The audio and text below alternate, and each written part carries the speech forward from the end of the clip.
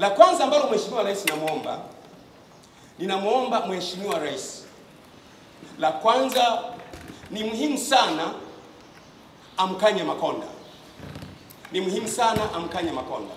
Kama nilivyosema kwamba Makonda ni mzuri, sio kwamba Makonda ni mbaya 100%, ni mzuri, ni kiongozi mwenye courage. Lakini amkanye Makonda.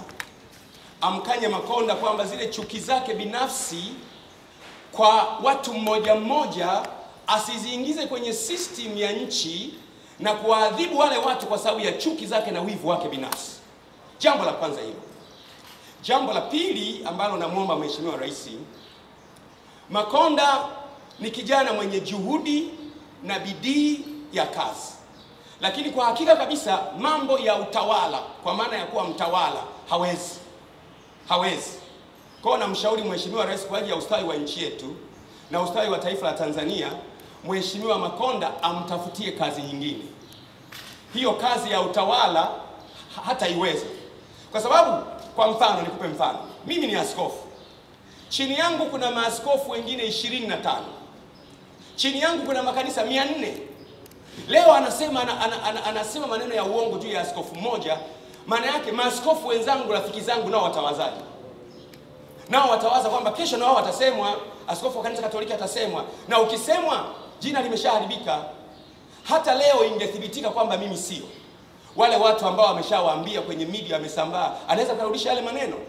Kwa mimi nataka niseme kwa heshima kabisa, namshauri Mheshimiwa Rais, kijana wako Makonda ni mtu mzuri, ni mtendakazi mzuri, lakini mimi nachoona hajapevuka kiwango cha kufikia level ya utawala. Nashauri Mheshimiwa Rais, sio kwamba Makonda umfukuze kazi. Nashauri Mheshimiwa Rais, Makonda umtafutie kazi nyingine. Hii kazi ya utawala, ya kutawala watu, inahitaji uvumilivu, kuwavumilia hata wengine ambao hukubaliani nao. Mimi nahisi Mheshimiwa RC haiwezi. Sasa Mheshimiwa Paul Makonda alikuja kanisani kwangu. Paul Makonda alikuja kanisani kwangu akiwa yeye, akiwa na mzee Samuel Sita, akiwa na Mwakembe, walikuja kanisani kwangu. Paka DVD ninazo, nikawapo, akahutubia Makonda tena akasema maneno haya na quote. Akasema ni bahati yangu kusimama kwenye madhabahu hii, na sidhani kama hii bahati itanipata tena. Akahutubia, je, nilikuwa natumia madawa ya kulevya wakati ule? Kwa nini alikuja kwenye madhabahu yangu akakaa akaongea akahutubia nilikuwa natumia madawa ya kulevya?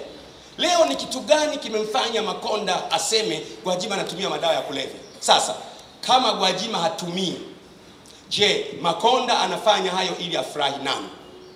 Swali hilo naomba ndugu zangu maaskofu wenzangu pamoja na wachungaji wenzangu, ikiwa Gwajima hatumii madawa ya kulevya au hajihusishi na madawa ya kulevya au hausiki, basi watu wa usalama wanajua 100%.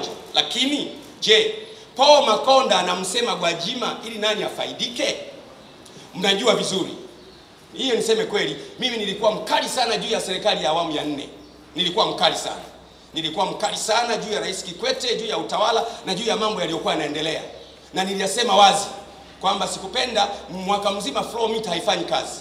Miaka kwa miaka tembo anakufa. Miaka kwa miaka tembo, nilimsema sana Kikwete.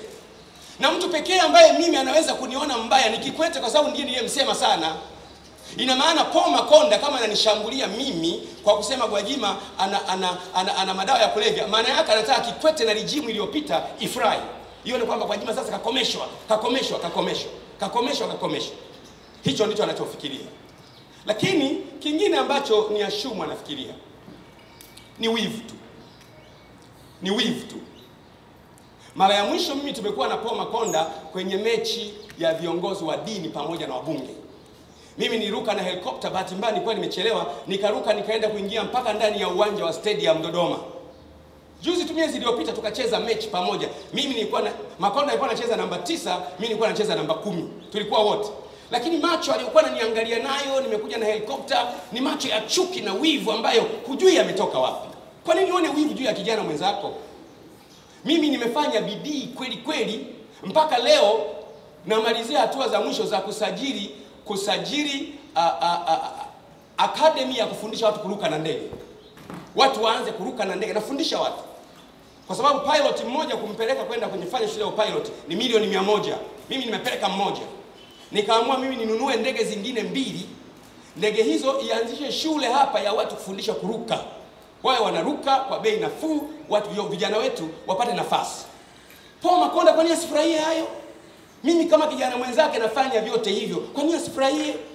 Na kana kweli alikuwa na nia na mimi, kwa nini asinipigie simu? Na nyie mfikirie maaskofu wenzangu, kwamba kama kweli mtu ana nia au ameona askofu anafanya hivyo au ni kweli, kwa nini asimpigie simu?